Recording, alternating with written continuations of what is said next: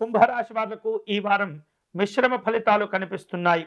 కుటుంబ పరంగా కొన్ని రకాల ఆవేశాలకు లోనవుతూ ఉంటారు. అనవసరమైనటువంటి కోపము, ఆవేశములు ఇబ్బంది పెడుతూ ఉంటాయి. మనస్పర్ధలు పెరగకుండా ఎప్పటికప్పుడు కూడా మీరు జాగ్రత్తలు తీసుకోవాలి. జీవిత భాగస్వామి యొక్క సలహాలు, సూచనలు మీకు చాలా ఉపయోగపడతాయి. అలాగే వ్యాపార కార్యక్రమాల్లో భాగస్వాములతో కొన్ని రకాల ఇబ్బందులు ఉండేటటువంటి పరిస్థితి కనిపిస్తుంది.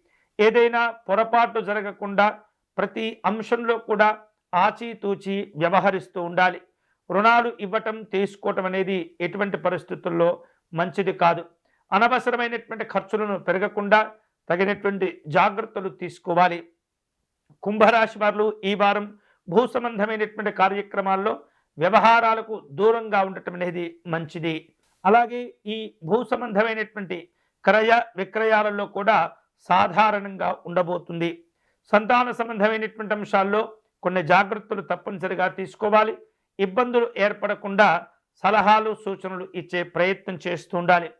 ఆరోగ్య విషయాల్లో కుంభరాశి వారు ఈ వారం జాగ్రత్తలు తీసుకోవాలి. కుటుంబ పెద్దల యొక్క ఆరోగ్య విషయాల్లో ఎప్పటికప్పుడు కూడా మీరు వాకపు చేస్తూ ఉండాలి. జీవిత భాగస్వామితో కలిసి కూర్చొని చర్చించేందుకు ఎక్కువగా సమయాన్ని కేటాయించుకుంటూ ఉండటం అనేది కుంభరాశి వాళ్లకు చాలా మంచిది. విద్యార్థులకు ఈ వారం సాధారణంగా ఉంటుంది. వైద్యపరమైనటువంటి అంశాల్లో అనుకూలంగా ఉంటుంది. వైద్యులకు ఈ వారం పేరు ప్రఖ్యాతులు లభించే అవకాశాలు ఉండబోతున్నాయి.